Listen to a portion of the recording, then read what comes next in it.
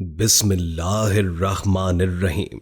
अल्लाह के नाम से शुरू करते हैं जो हमारी शहरक से भी ज्यादा करीब है। अस्सलामु अलैकुम। प्यारे इस्लाम के प्यारे प्यारे दोस्तों, हम आपको प्यारे इस्लाम में खुशामदीद कहते हैं। उम्मीद है कि आप सब ईमान और तकवे की बेहतरीन हालत में होंगे।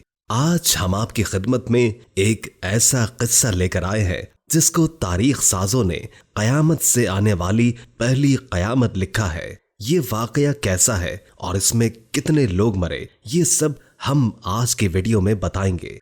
वीडियो शुरू करने से काबिल नए आने वाले दोस्तों से दरखास्त है कि इस वीडियो को लाइक कर दें और हमारे चैनल प्यारा इस्लाम को सब्सक्राइब कर दें और दुरूद पाक से होने वाली महफिल का हिस्सा बनने के लिए नीचे कमेंट में अपना नाम तहरीर कर दें। एक रात ऐसी आई कि 4 साल से भी ज्यादा तवील थी। पिछली शाम जब सूरज गुरूब हुआ तो थोड़ी देर तक आसमान पर चांद और सितारे नजर आते रहे। उसके कुछ देर के बाद आसमान बिल्कुल स्याह और तारीक हो गया। उस जमाने में मशले रोशन की जाती थी। उस रोज जितने लोगों ने सूरज को गुरूब होते देखा था वो दोबारा सूरज को गुरूब या तुलू होते हुए नहीं देख पाए। ना इनमें से लोगों ने 4 साल जिंदगी में फूल फल या फसलें उगती नहीं देखी। रात में बहुत तारीकी फैल गई और रात का अंधेरा इतना फैल गया कि किसी का अक्स तक दिखाई नहीं देता था। लोगों का ख्याल था कि शायद आसमान पर बादल फैल जाने की सूरत में आसमान पर सूरज या चांद की रोशनी नहीं आ रही। लेकिन कुछ लोगों को यह बहुत गैर मामूली लगी क्योंकि उनके मवेशी अपने खुंटों से रस्सी तोड़वाकर भागने की कोशिश कर रहे थे। दुनिया के कई हिस्सों में सूरज तुलू हो रहा था और कहीं शाम हो रही थी। उस जमाने में शराब और जिना आम समझा जाता था और लोगों के अंदर गुनाह और सवाब का कोई फर्क नहीं था। लोगों को सही और गलत में कोई फर्क नहीं मालूम था। जहां यूरोपीय ममालिक हैं वहां बहुत से शहर आबाद हैं जहां बहुत से गुनाह खुल्लम खुल्ला किए जा रहे थे। वो जून का महीना था जहां अभी दिन था और अचानक एक गहरा स्याह पर्दा आसमान पर फैलने लगा। वो ना तो धुआं था और ना ही वो बादल थे। वो एक स्याह चादर थी जो आसमान पर फैलती जा रही थी और आसमान और जमीन के दरमियान हायल हो रही थी। लोगों की समझ में कुछ नहीं आ रहा था कि ये क्या हो रहा है। अगले 7-8 घंटों के दरमियान पूरी दुनिया पर यह स्याह चादर फैल गई। सूरज की रोशनी इस स्याही और तारीकी के पीछे छुपकर बैठ गई, जिसकी वजह से जून के महीने में भी दिसंबर जैसी सर्दी का एहसास हो रहा था। हर तरफ आहिस्ता आहिस्ता तारीकी फैल गई। उस जमाने में टेली कम्युनिकेशन का कोई निजाम नहीं था। डाक के पेशावर घुड़सवार कासिद एक शहर से दूसरी जगह इत्तलात पहुंचाया करते थे। जिन इलाकों में दिन के वक्त ये स्याह चादर फैली वहां उन लोगों ने उस पेशावर कासिदों को दूसरे शहर से खबर लाने के लिए रवाना कर दिया। ये कासिद अपने अपने घोड़ों पर सवार होकर मुख्तलिफ इलाकों की तरफ रवाना हो गए। ये कासिद जहां जहां पहुंचे वहां हर तरफ स्याह चादर फैल गई थी। जिन इलाकों में रात गए ये वाकया पेश आया। वहां जब रात का वक्त गुजर गया और लोग अपनी नींद से बेदार हुए तो दिन के बजाय हर तरफ स्याही फैली हुई थी और वो ये देखकर परेशान होने लगे कि आखिर सुबह की रोशनी अभी तक क्यों नहीं आई। हर तरफ एक अलग उदासी और खामोशी छाई हुई थी और ऐसा लग रहा था कि जैसे कायनात का सारा निजाम रुक गया हो। आसमान पर सितारों की पोजीशन से वक्त का अंदाजा हो जाता था, लेकिन अब तो आसमान पर सितारे भी न थे। आम घड़ियों की तरह अल्लाह ताला ने भी इंसान के अंदर एक घड़ी नस्ब कर रखी है। बज़ाहिर उस दौर में इतनी सहूलियात मयसर नहीं थी, लेकिन उनके अंदर की हिस्स उन्हें ये एहसास दिला रही थी कि सुबह होने में आज गैर मामूली ताखीर हो रही है। काफी वक्त गुजर जाने के बाद भी जब अंधेरा खत्म न हुआ तो लोग परेशान होने लगे। वो लोग इंतहाई खौफजदा होने लगे। आसमान पर रोशनी की कोई किरण दिखाई नहीं दे रही थी, बल्कि अंधेरा मजीद गहरा हो रहा था। बच्चे भूख से बिलख रहे थे और औरतें अपने बच्चों को चुप करवा रही थी और मर्द अपने घर वालों को झूठी तसल्लियां दे रहे थे। लोग ये सोचकर परेशान हो रहे थे कि 2-3 दिन तक अगर यही सूरत हाल रही तो वो भूख से मर जाएंगे। अक्सर लोगों को उम्मीद थी कि कुछ दिनों में ये पुरस्कार अंधेरा खुद गायब हो जाएगा और हम दोबारा अपनी मामूल की जिंदगी पर वापस आ जाएंगे।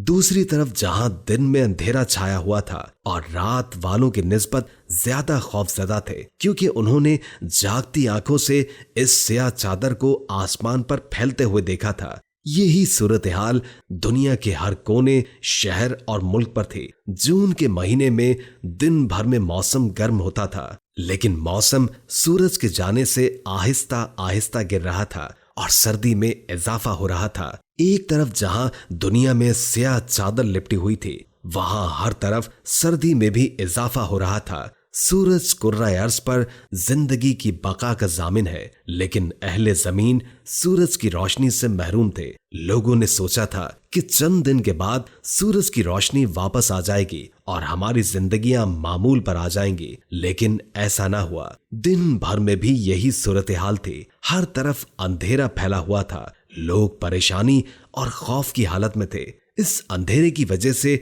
लोग अपने खाने पीने का भी बंदोबस्त नहीं कर पा रहे थे। एक तो वो इंसानों की तरह खौफजदा थे, दूसरा उनको खुराक भी नहीं मिली थी, इसलिए उनके थनों में दूध भी नहीं था। इस हवाले से इजलास मुनक्किद होने लगे कि अगर लंबे अरसे तक यही सूरत हाल रही तो इंसानों की जिंदगियां बचाने के लिए क्या हिकमत अमली इख्तियार की जाए। इसके अलावा शहरियों को लगता था कि आसमान की स्याही में दिन ब दिन इजाफा हो रहा है। जैसे जैसे दिन गुजर रहे थे, लोगों के पास जमाशुदा सामान खत्म हो रहा था। उसी के साथ सर्दी की शिद्दत में भी इजाफा होता चला गया। पहली बार चीन के कुछ इलाकों में इतनी धुंध हुई थी जहां पहले कभी नहीं हुई। इस बर्फबारी ने फसलों को तबाह कर दिया, जिसकी वजह से खुराक में कमी का अंदेशा हो गया। जुलाई गुजरा, अगस्त गुजरा, जब खुराक के साथ पानी भी खत्म होने लगा। इंसानों में मुख्तलिफ किस्म के अमराज फैलने लगे। खाने पीने के ज़खायर खत्म हो रहे थे। रोटी के एक टुकड़े के लिए लोग एक दूसरे का खून करने लगे। हर कोई रोटी के पीछे पागल हो रहा था। चोर अब खाने पीने की अशिया चुराने लगे। ये लूटमार और अफरा तफरी दुनिया के एक हिस्से में न थी, बल्कि पूरा कुर्राए अर्ज इसका शिकार था। इंसानों ने लाशों को खाना शुरू कर दिया।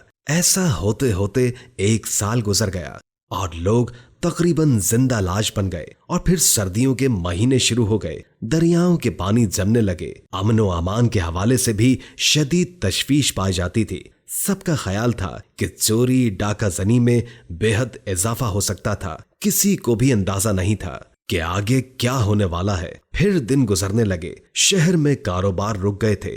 इसी तरह 2 साल का अरसा गुजर गया। फिर मिस्र में घुटलीदार ताउन की वबा फूट पड़ी। इसके अलावा दुनिया के बास खित्तों में जहां सर्दी नाकाबिले बर्दाश्त थी, वहां ऐसी वबाएं फैल गईं जो आज के कोरोना से मिलती जुलती थी। स्याह अंधेरे में ताउन की बीमारी ने इंसानों का तेजी से सफाया शुरू कर दिया। बस्तियों की बस्तियां और शहर के शहर खाली होने लगे।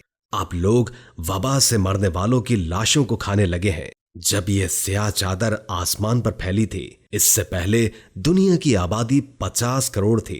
अब 2 साल गुजर जाने के बाद 35 करोड़ तक रह गई थी। 2 साल के अंदर अंदर 15 करोड़ इंसान भूख, बीमारी और वबाओं का शिकार होकर दुनिया से चले गए। वक्त गुजरता गया, लेकिन स्याह अंधेरे में कमी तो ना आई और ना ही आसमान पर एक बार फिर कोई हल्की सी रोशनी दिखाई दी। इंसानों की तादाद तेजी से कम होती रही, यहां तक कि 4 साल गुजर गए और 4 साल के दौरान दुनिया की आबादी 50 करोड़ से कम होकर 20 करोड़ तक आ गई। यानी 30 करोड़ इंसान इन 4 सालों में मर गए। और फिर एक रोज मशरिक वस्ता और अरब के खित्तों में आसमान के ऊपर हल्की हल्की रोशनी नमदार हुई। यूं लग रहा था कि जैसे 4 साल तक आसमान को छपा कर रखने वाली इस स्याह चादर में सुराख हो गया है, जो तेजी से बड़ा होता जा रहा है। ये खबर तेजी से दूसरी दुनिया में फैलने लगी, बल्कि दूसरे इलाकों में लोगों ने देखा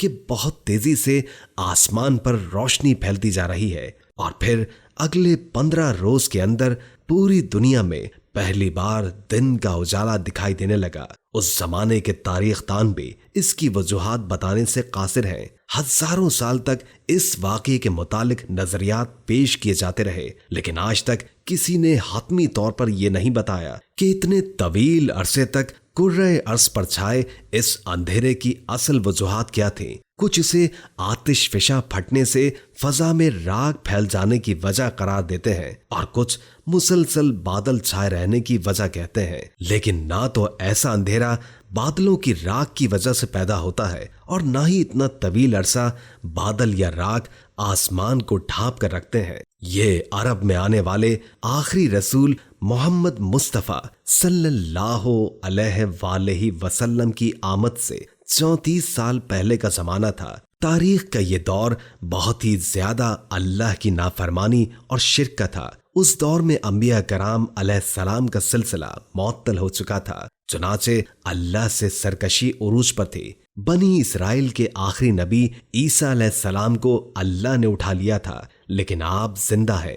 हजरत आदम अलैहिस्सलाम से हजरत ईसा अलैहिस्सलाम के दौर तक हजारों साल से कोई वक्त नहीं गुजरा था जब दुनिया पर कोई नबी या रसूल न भेजा गया हो। लेकिन हजरत ईसा अलैहिस्सलाम की जिस कदर तजलील की गई, उनकी वालिदा और उनकी शान में नाजेबा जुमले कहे जाते रहे, ऐसा तारीख में कभी नहीं हुआ था। उस जमाने में सबसे इबरतनाक मौत सलेब की मौत थी और फिर अरसा दराज तक दुनिया में कोई नबी नहीं भेजे गए। बनी इस्राइल को दुनिया भर में इसलिए दरबदर कर दिया गया और इस तरह हजरत ईसा अलैहिस्सलाम के बाद उनकी तरफ कोई पैगंबर नहीं आया। इंसानों को उस दौर में कोई सीधा रास्ता दिखाने वाला नहीं आया और इस तरह दुनिया अपने रब और अच्छाई के रास्ते से गाफिल होती चली गई। दुनिया अपने रब को भुलाकर शैतान की पैरवी इख्तियार कर चुकी थी। पूरी दुनिया अपने पैदा करने वाले को भुला चुकी थी